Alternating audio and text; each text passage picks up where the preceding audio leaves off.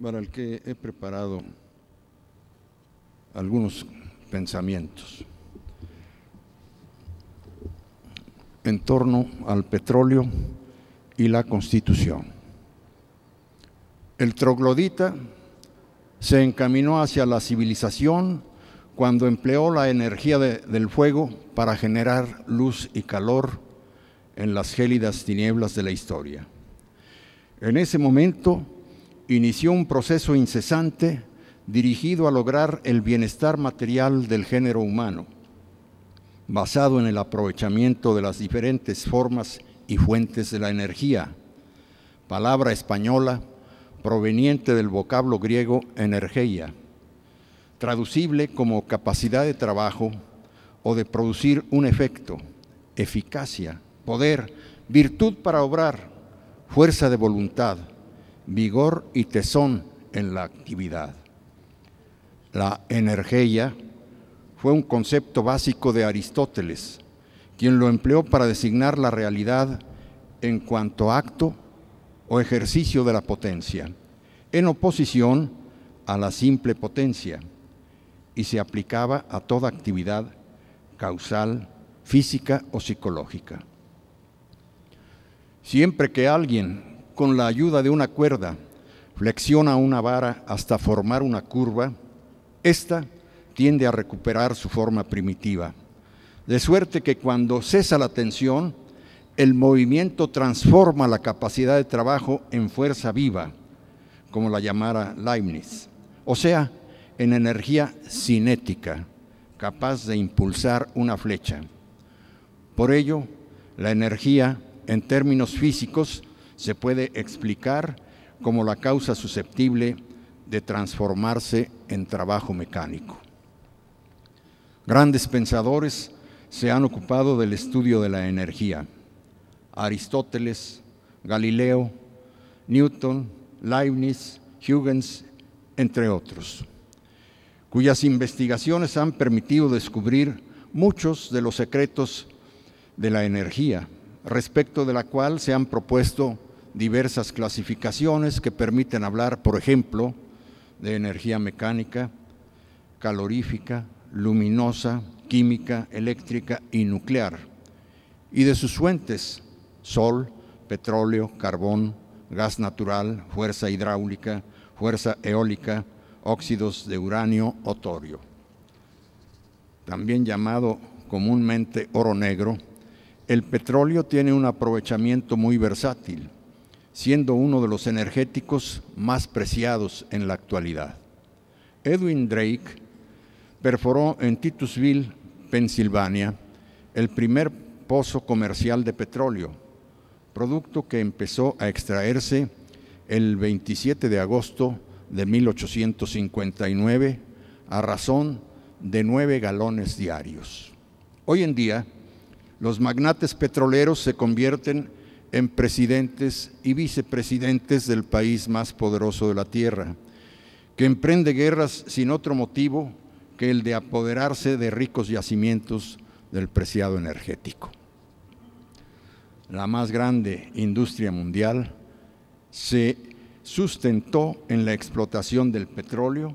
que a mediados del siglo XX quedó en su mayor parte en manos de las llamadas Siete Hermanas, como se conoció al cártel que controló esa actividad industrial a escala planetaria y que adquirió un poder tal que le permitió quitar y poner gobiernos a su antojo en muchos países. Los del Medio Oriente dan testimonio de ello. En su forma natural, el petróleo fue conocido en el México precortesiano, en lugares donde rezumaba a la superficie. En tierras veracruzanas los nativos le llamaban chapopotli, y lo mismo lo usaban como medicina que como perfume, dentífrico, iluminante, goma de mascar, colorante, pegamento o incluso como incienso en ceremonias religiosas. En las tierras de la náhuac, el petróleo no atrajo el interés de los conquistadores, quienes solo lo emplearon como sucedáneo de la pez, el alquitrán o la brea, para calafatear sus embarcaciones. Empero, en las ordenanzas reales sobre minería de la Nueva España, promulgadas en Aranjuez por Carlos III el 22 de mayo de 1783, se le reconoce como bitumen o jugo de la tierra, cuyos yacimientos, al igual que las minas de oro, plata, piedras preciosas, cobre, plomo, estaño, azogue, antimonio, piedra calaminar, bismuto y sal gema, quedaron sujetos al jus eminens del monarca, acuñado en el derecho feudal, adoptado por el absolutismo jusnaturalista, ratificado en las referidas ordenanzas reales sobre minería de 1783, sobreviviente en el liberalismo constitucional y con nuevas características, actualizado en el derecho contemporáneo. Una vez lograda la independencia de México, las citadas ordenanzas reales de minería mantuvieron su vigencia sin más cambio que la sustitución del Real Tribunal de Minería por las diputaciones de minería instaladas en cada entidad federativa, y la del Rey, del Real Patrimonio y de la Real Corona por la Nación, que asumió los derechos, propiedades y obligaciones que se habían conferido a sí mismos los reyes de España en razón del principio jurídico conforme al cual la propiedad de lo descubierto correspondía al monarca. Sustituciones implícitamente reconocidas en el Tratado de Paz y Amistad celebrado en Madrid el 22 de diciembre de 1836 entre México y España, en cuya virtud los derechos correspondientes a la corona de España fueron traspasados a la nación mexicana. Mediante decreto expedido el 6 de julio de 1865, el sedicente emperador Maximiliano de Habsburgo condicionó la explotación del petróleo por parte de particulares a la obtención previa de concesión expresa y formal de las autoridades competentes y con la aprobación del Ministerio de Fomento, habiendo otorgado algunas concesiones que en la práctica no tuvieron utilidad para sus concesionarios. La primera privatización masiva en México fue realizada durante el Porfiriato al cancelarse el dominio eminente de la nación en su afán de atraer capital extranjero, a través del Código de Minería expedido durante su interregno por Manuel González el 22 de noviembre de 1884, en cuyo artículo primero se dispuso: son de la exclusiva propiedad del dueño del suelo, quien por lo mismo, sin necesidad de denuncio o adjudicación especial, podrá explotar y aprovechar los criaderos de las diversas variedades de carbón de piedra, otros productos, las sales que existan en la superficie, las aguas puras y saladas, superficiales o subterráneas, el petróleo y los manantiales gaseosos o de aguas termales o medicinales. Tan descomunal atraco a la nación en perjuicio de su soberanía y en beneficio de intereses extranjeros no requiere comentario. Se hizo necesaria una revolución para que la nación reivindicase, a través de la labor del Congreso de Querétaro, su dominio eminente, su propiedad originaria y con ello su soberanía en el ámbito interno. El entreguista Código de Minería de 1884 permitió a los extranjeros incursionar en la explotación del petróleo mexicano. Entre ellos destacaron Cecil Rhodes, Edward Doheny y desde luego el súbdito británico Whitman Dickinson Pearson, posteriormente Lord Cowdray, identificado por su coterránea, la historiadora Priscilla Connolly, como el contratista de don Porfirio, quien acaparó contratos públicos y concesiones del gobierno de México. Dice Priscilla Connolly: para dar una idea del grado de concentración de estos contratos en manos de la Pearson, basta señalar que por lo menos la tercera parte de la deuda pública destinada a la inversión pública, equivalente a 2/3 partes de la inversión, se gastó en obras contratadas con esta constructora. La desmedida prodigalidad del gobierno de Porfirio Díaz en los contratos celebrados con extranjeros permitió a Pearson amasar una colosal fortuna que le facilitó su vertiginoso ascenso en la escala sociopolítica inglesa, hasta convertirse en Lord Cowdray, quien, como tantos extranjeros, se llevó sus cuantiosas utilidades obtenidas en México para invertirlas en su patria y en diversos proyectos en otras partes del mundo. En nuestro país no solo explotó el petróleo, sino también al pueblo de México, sin siquiera pagar impuesto por ello. En cambio, dejó vastos campos yermos como resultado de la contaminación, producto de la explotación irracional de ese energético. Como hace notar Priscilla Connolly, en lugar de invertir en México, Pearson encauzó de nuevo a Inglaterra el dinero prestado por los bancos ingleses al gobierno mexicano. En los albores del siglo XX se intensificó la inversión extranjera en México en materia de petróleo, a promoción del porfiriato, y se caracterizó por su voracidad, violencia, injusticia, inequidad, inmoralidad, ilegalidad, atropello y deterioro del medio ambiente. Algunas de las zonas de mayor potencial petrolero se arruinaron y numerosos pozos se incendiaron sin provecho y con gran daño ecológico. El denominado Dos Bocas ardió durante 2 meses hasta agotarse en 1906 a un ritmo de 200,000 barriles diarios. La producción petrolera durante ese periodo no pagó impuesto alguno, se exportó sin refinar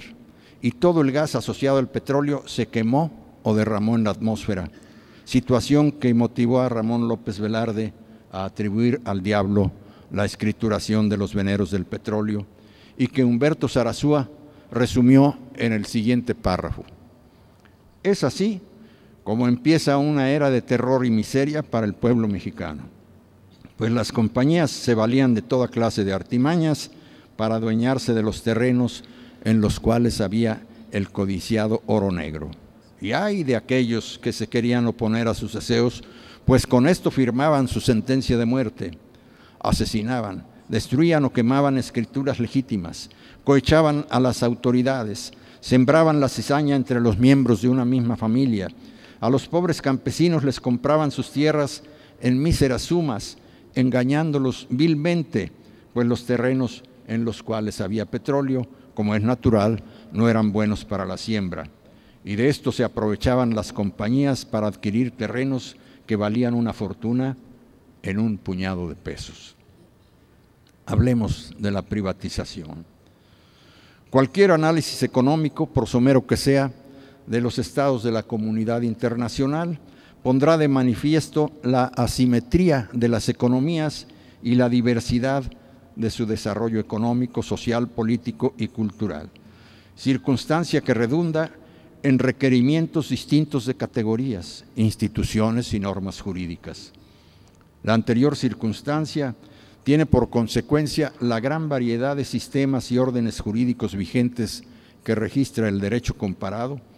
lo cual ocurre en buena medida porque lo que es bueno para los países desarrollados no siempre lo será para los subdesarrollados, ya que los primeros exportan capital, tecnología y productos terminados. Los segundos exportan miseria, deuda, mano de obra y materias primas. Los países del llamado primer mundo exportan industrias maquiladoras para evitarse problemas de degradación del ambiente, en tanto que México las importa, junto con el riesgo del manejo de sustancias tóxicas y peligrosas. Por ello, los intereses de la Coca-Cola, de la McDonald's y de la Texaco no son los mismos intereses de los mexicanos y de las auténticas empresas de México. La anterior reflexión viene a colación por la intensa campaña mediática que promueve la idea de que ha perdido su razón de ser la prohibición constitucional de otorgar concesiones y contratos en materia del petróleo, a efecto de que solo la nación lleve a cabo la explotación de esos productos, habida cuenta de la transformación radical de las circunstancias económicas, sociales, políticas y culturales que le dieron origen. Mas esa opinión, que quizá pudiera ser aplicable a algunos países, no es válida para todos, dada la asimetría de sus economías y la diversidad de desarrollo económico, social, político y cultural de los mismos, toda vez que en algunos la explotación petrolera sigue siendo un factor determinante de su economía e incluso de su seguridad nacional. En la interpretación del neoliberalismo rampante de nuestros días, se entiende por privatización la acción de atribuir o de asignar a los particulares la facultad de realizar cotidianamente determinadas actividades, ya sean estas inéditas por derivar de nuevas tecnologías, o bien se trate de actividades que anteriormente estaban atribuidas o asignadas al Estado o a la administración pública. En resumen, privatizar es transferir atribuciones, actividades, bienes o derechos del sector público al privado, o asignar a este último las atribuciones y actividades emergentes. En opinión del jurista Rodolfo Carlos Barra, jurista argentino, privatizar es transmitir la titularidad de los medios o de la competencia para ejercer una determinada actividad del sector público al privado. Diversas modalidades admite la privatización, ya que puede ser a nivel general o macro, en cuyo caso se refiere a todo un sector de la actividad socioeconómica. Por ejemplo, la privatización de la banca o de la industria siderúrgica, o también puede ser a nivel micro o concreto, como ocurrió en el caso de Mexicana de Autobuses, en el de Dina Nacional y en el de Motores Perkins. Otra modalidad de la privatización consiste en liberar del régimen de servicio público a actividades específicas hasta entonces sometidas a él mediante un procedimiento legislativo de reforma de la norma jurídica a fin de que deje de considerarse servicio público a tales actividades,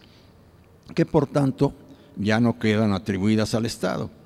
Mediante el procedimiento anterior se privatizó en 1992 el servicio público de banca en México, al convertirse en servicio de banca sin calificativo alguno como resultado de una reforma al artículo 28 constitucional. En consecuencia, actualmente el servicio de banca en México ya no se concesiona, sino que se autoriza, quedando sujeta su prestación a una regulación jurídica específica distinta a la ordinaria. Otra forma de privatizar consiste en vender a particulares las acciones de una empresa de participación estatal mayoritaria, por lo menos en cantidad suficiente para que estos asuman su administración. Tal fue el caso de Teléfonos de México, que dejó de ser una empresa de participación estatal mayoritaria y por tanto en mano pública, al pasar a particulares la mayoría de las acciones comunes y la administración de tal empresa prestadora del tradicional servicio público telefónico. El caso de la Compañía Industrial de Atenquique es otro ejemplo de privatización mediante la transmisión de propiedad de sus acciones y de su administración de una empresa en mano pública no dedicada a la prestación de un servicio público, sino a una actividad económica no atribuida ni reservada al Estado. Una tercera forma de privatizar consiste en vender a particulares una empresa en mano pública, ya sea como un todo o en partes. De esta última forma fue como se privatizó a Tabamex, a Fertimex y al Instituto Mexicano del Café. De conformidad con el principio de paralelismo, toda privatización de entidades paraestatales requiere, en México, de un acuerdo previo del Ejecutivo de desincorporación de la administración pública de la entidad paraestatal de que se trate, y en el caso de las creadas por ley o decreto del Congreso de la Unión, o por decreto o acuerdo presidencial, habrán de observarse formalidades iguales a las atendidas para su creación. En razón de la participación de los particulares en el desempeño de actividades atribuidas o realizadas por la administración pública, se reconocen doctrinalmente algunas formas adicionales de privatización, como pueden ser, entre otras, la concesión de un servicio público hasta ese momento prestado bajo gestión directa de la administración pública, la subrogación total o parcial de un servicio público directamente prestado por la administración pública y la locación o arrendamiento a particulares que con o sin opción de compra de una empresa en mano pública. Debate sobre la reforma energética. En la agenda del debate nacional sobre los grandes problemas de México, hoy por hoy se encuentra en primera línea el tema relativo a los energéticos. Desde las postrimerías del siglo anterior, el Poder Ejecutivo Federal promovió una reforma energética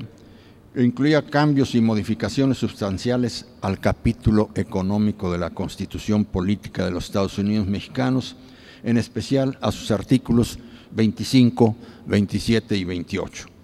encaminados a cancelar la exclusividad del sector público respecto de algunas de las áreas estratégicas, como petróleo y electricidad, lo que remitiría a engrosar las páginas de la historia del derecho mexicano, junto al Calpulli y al Ejido, entre otros preceptos constitucionales, el contenido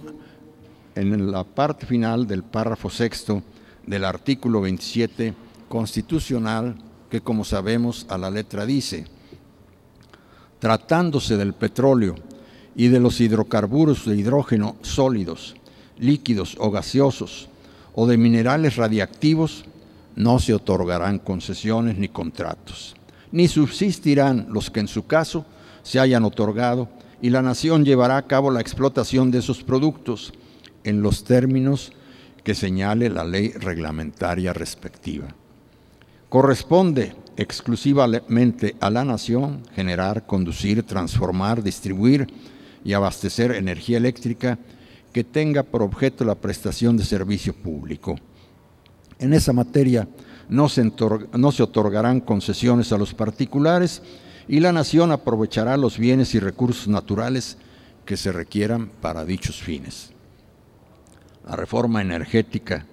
que hoy en día insiste en promover el Ejecutivo Federal se inscribe en el contexto de la confrontación de lo público con lo privado, en el que en un extremo del espectro ideológico se sitúa la tesis individualista que sacraliza a lo privado, conforme a la cual el todo debe subordinarse a la parte, o sea, el Estado al servicio del individuo o de un individuo. En el extremo contrario, que consagra a lo público, se ubica la pretensión de someter la parte al todo, es decir, la teoría totalitaria del hombre al servicio del Estado. Se puede explicar lo público como un acento que adjetiva en sentido contrario al de privado a muchos conceptos usuales en el ámbito jurídico: administración, bien, cargo, derecho, dominio, función, funcionario, gasto, hacienda, interés, libertad, obra, orden, poder, seguridad, servicio, servidor, utilidad. Son algunos de estos que pueden ser públicos. Martín Alonso, en su monumental Enciclopedia del Idioma, explica el significado de público como notorio, patente, manifiesto, visto o sabido por todos; vulgar, común y notado de todos, concerniente o relativo a todo el pueblo; común del pueblo o ciudad; conjunto de las personas que participan de unas mismas aficiones o con preferencia concurren a determinado lugar; conjunto de las personas reunidas en determinado lugar para asistir a un espectáculo o con otro fin semejante. Aplícase a la potestad, jurisdicción y autoridad para hacer una cosa como contrapuesto a lo privado. En el último tramo del siglo XIX, En el Diccionario Universal de la Lengua Castellana, Nicolás María Serrano explicaba el significado del adjetivo privado en los siguientes términos. Dícese de todo lo que se ejecuta en familia, en el seno del hogar doméstico, a vista de pocos, sin formalidad, ni etiqueta, ni cumplimiento, como que no es para correr la contingencia del juicio u opinión pública, etc. Reservado, ignorado, oculto, secreto, aplícase a lo que es particular, peculiar y personal de cada uno. En este último sentido, se contrapone a lo público, en cuanto éste se entiende como potestad,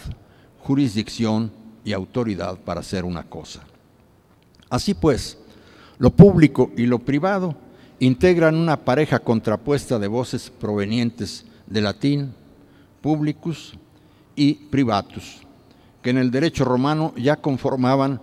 un par de palabras antónimas en razón de su respectiva liga con el poder y la propiedad, con lo general y lo individual, con lo plural y lo singular. Así, el derecho público se refería a la res pública, a lo que es de todos, a la cosa pública, a lo que no es propiedad privada, o sea, al poder. En cambio, el derecho privado era el relativo a lo singular de cada individuo, a lo propio, o sea, a la propiedad. De acuerdo con el esquema individualista que preconiza la libertad y la igualdad, el mejor Estado es el menor Estado, pues su papel se reduce al de gendarme y se concreta a cumplir la fórmula liberal laissez-faire, laissez-passer. El esquema liberal, en su versión extrema, provoca la anarquía, en la cual, en aras de la libertad, de la libre empresa y del libre cambio, el hombre pierde su fin en sí mismo y pasa a ser un bien equiparable a cualquier otro de los que están en el mercado, en un proceso en que los individuos económicamente poderosos aplastan o, en el mejor de los casos, explotan a los débiles o desamparados. En cambio, el esquema totalitario, tanto fascista como comunista, deifica al Estado, por lo que en ese esquema el hombre pasa a ser un elemento a su servicio. La planificación y la actividad del ente estatal sustituyen a la iniciativa y al quehacer individual y social. El ámbito de libertad humana se reduce a una mínima e insignificante expresión, como se resume en la conocida frase de Benito Mussolini: nada fuera del Estado, nada contra el Estado, todo en el Estado. Por su parte, las teorías eclécticas, ubicadas entre ambos extremos ideológicos, proponen, en mayor o menor medida, la intervención del Estado en el ámbito socioeconómico. Entre ellas destaca la basada en la solidaridad, de conformidad con las ideas del solidarismo, cuya esencia podría resumirse en la expresión «todos vamos en el mismo barco», la parte tiende a unirse a sus semejantes para constituir un todo al servicio del bien común, en beneficio potencial de todas las partes. En consecuencia, el Estado no puede ni debe concretarse a ser simple policía, reducido a vigilar que el quehacer de los agentes sociales no dañe la libertad o los derechos de otros, ni perjudique o altere el orden público, como lo postula el pensamiento liberal. El solidarismo parte de la idea de que todos los hombres forman un todo,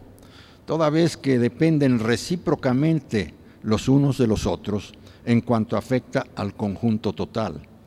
del mismo modo que las partes de cualquier organismo viviente dependen recíprocamente unas de otras. Conforme a la propuesta del solidarismo, de vigilante y guardián, el Estado se convierte en interventor y en promotor de la justicia, en un afán de corregir la justicia distributiva ocasionada por la libertad, a cuyo efecto regula, redistribuye, rectifica, orienta y planifique los fines de la actividad social. En los términos de la tesis solidaria, la incapacidad del hombre para valerse por sí mismo en algunas etapas de su vida, le conduce a una permanente convivencia social, la cual le impone un deber de solidaridad que vincula al individuo y a la sociedad hasta llegar a la organización política para dar paso al Estado solidario. Sin duda, un Estado intervencionista, como debe ser por antonomasia el Estado social de derecho. Los promotores del solidarismo afirman que el Estado, lejos de ser un simple gendarme, garante del dejar hacer y dejar pasar, se debe preocupar por satisfacer las necesidades de carácter general o colectivo de la mayoría de la población, mediante la prestación de los correspondientes servicios públicos, ya sea directamente por la administración pública o bien por particulares, bajo un régimen de delegación de desarrollo de las actividades respectivas, como puede ser la concesión.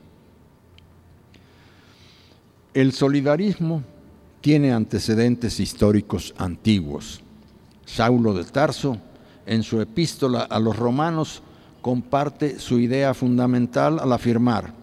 así como tenemos muchos miembros en nuestro cuerpo y no tienen todos la misma función, así, aunque somos muchos, somos un solo cuerpo en Cristo y cada uno en particular miembros los unos de los otros. Los excesos del liberalismo económico imperante en Europa al mediar el siglo XIX provocaron múltiples estallidos y proclamas sociales, como el de la Comuna de París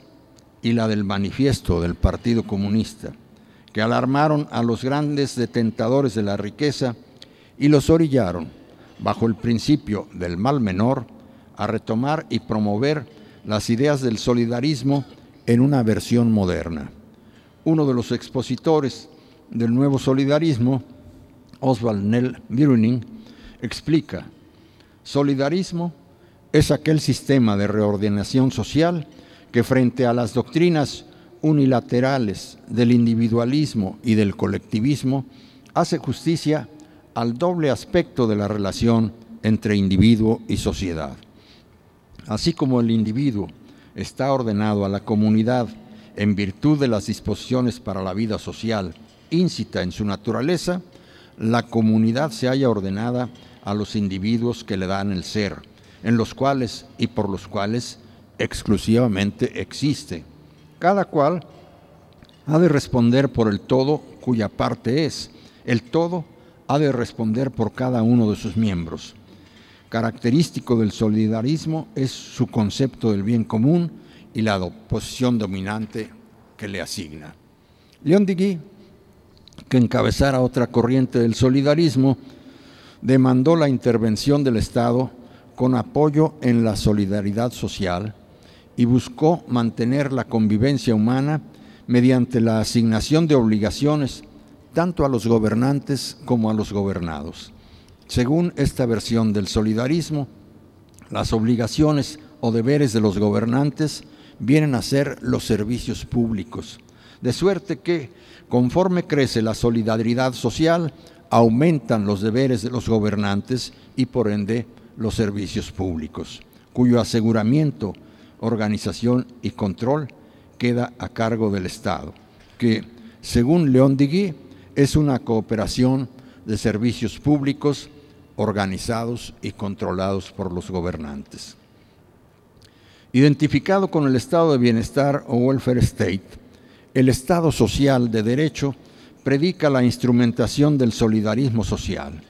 Empero, llevado al extremo, produjo un obeso Estado empresario, cuyas múltiples empresas en mano pública,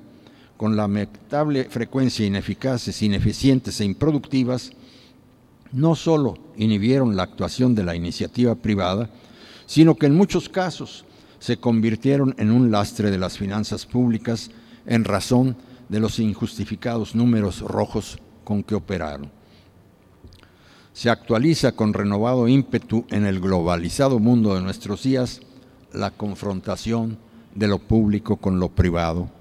en la que ambos procuran su propio crecimiento a costa de su mutuo desmedro.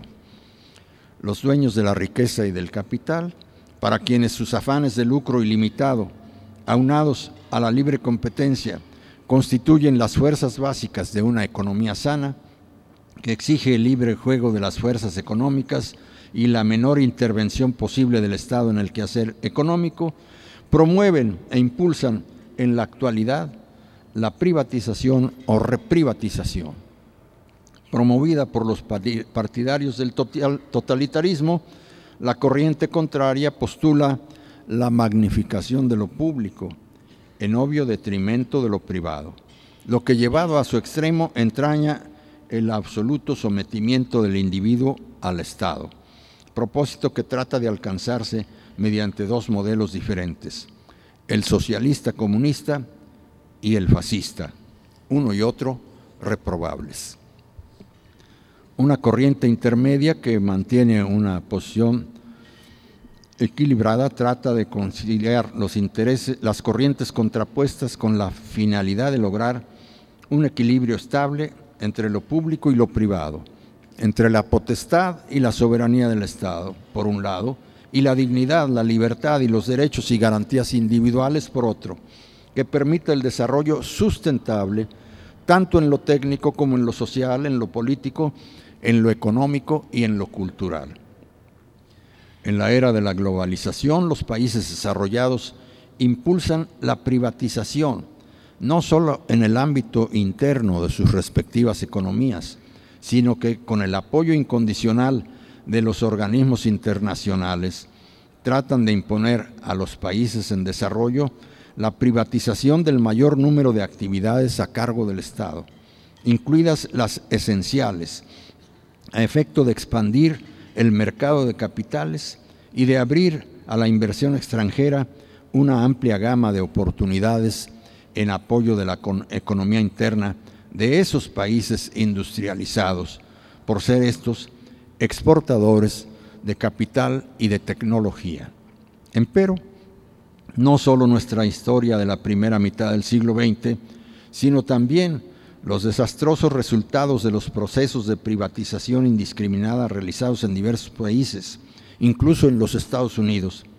Recuérdese el colapso eléctrico en el estado de California, que causó un quebranto al erario californiano de miles de millones de dólares que tendrán que pagar los contribuyentes. Y en Gran Bretaña,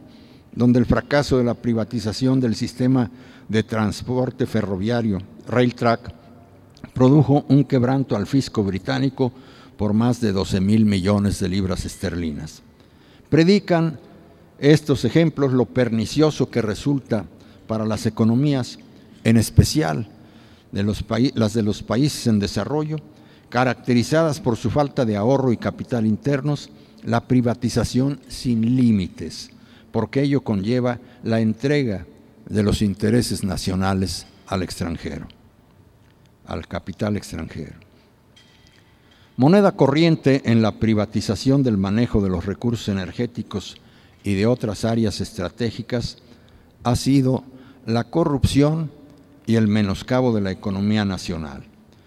La explotación privada del petróleo de México en el primer tercio del siglo XX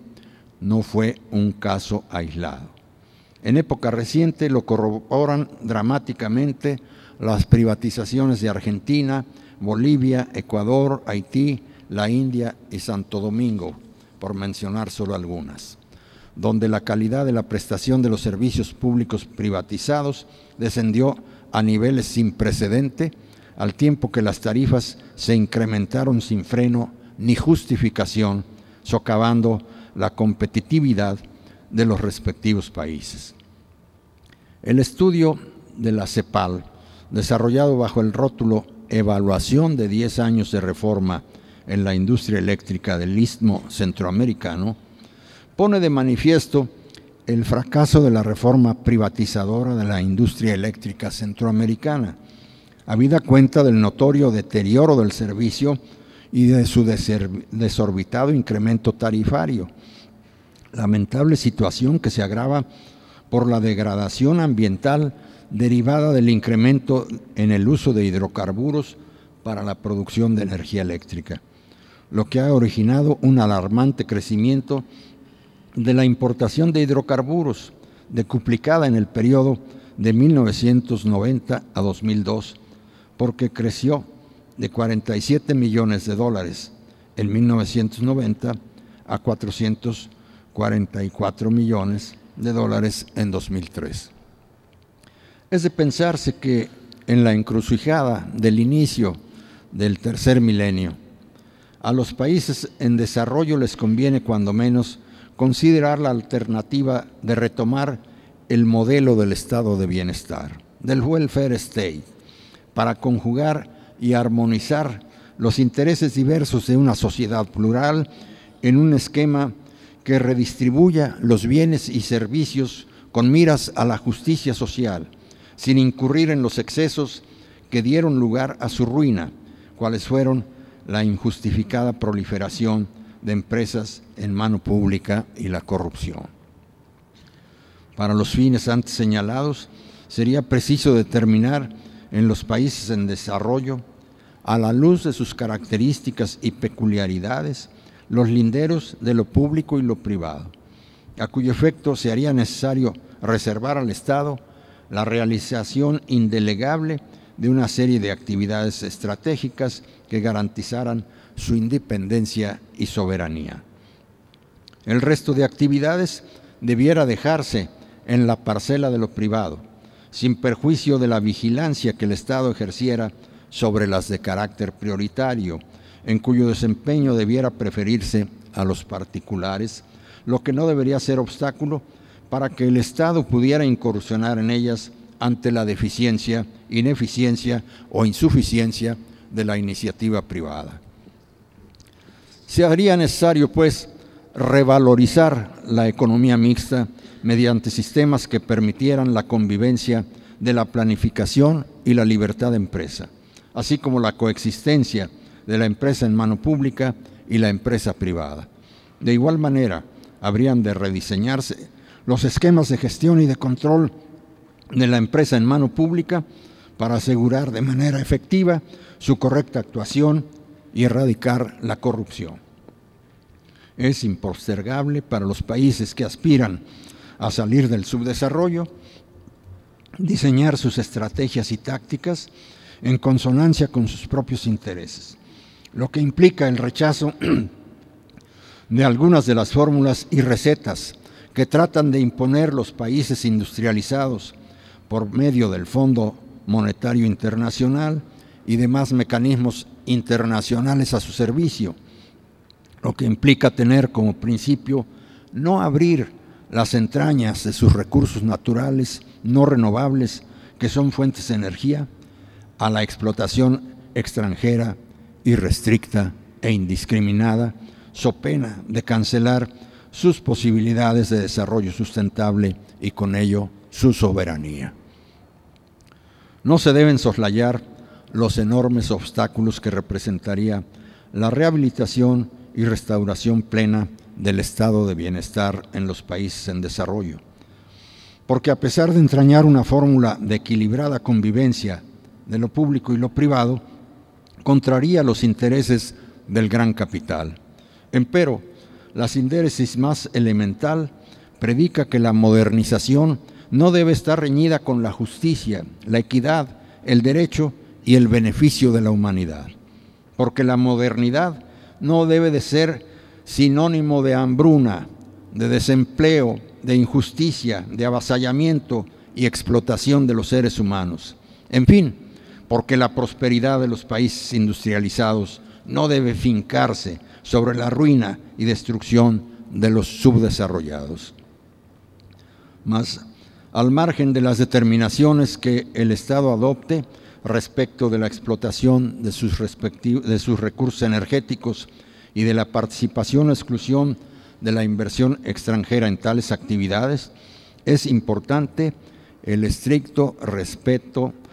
a la normativa jurídica que se establezca. Pues peor que una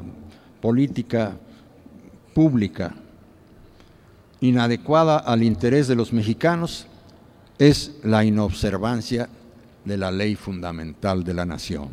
y en general de nuestro orden jurídico, porque lo que no debe recurrirse a torcer su interpretación para solapar lo que ésta prohíbe. Viene a colación esta reflexión por la inminente presentación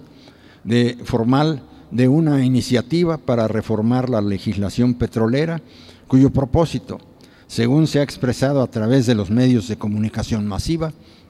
consistirá en llevar a cabo alianzas estratégicas que permitan extraer el tesoro que tenemos a más de 3,000 metros de profundidad, para lo cual es necesario, según declaración atribuida al director general de Petróleos Mexicanos, se permita a la petrolera mexicana hacerse acompañar de otras empresas para desarrollar diversas actividades sin afectar la propiedad de la nación sobre sus recursos, bajo el argumento de que no es razonable ni eficiente que el marco institucional exija que Petróleos Mexicanos realice por sí mismo prácticamente todas sus operaciones críticas, sin flexibilidad para apoyarse en otras empresas nacionales o extranjeras. De presentarse y prosperar tal iniciativa de reformas, se agravará la violación a la Constitución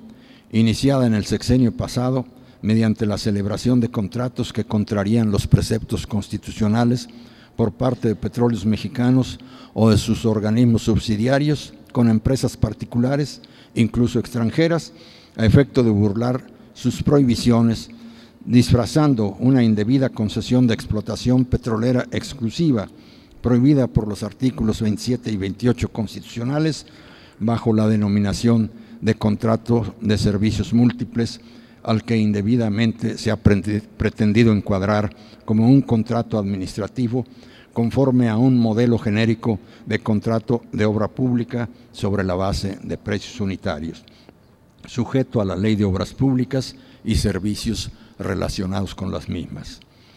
En la actual coyuntura, considero urgente hacer en México el deslinde preciso de lo público y lo privado,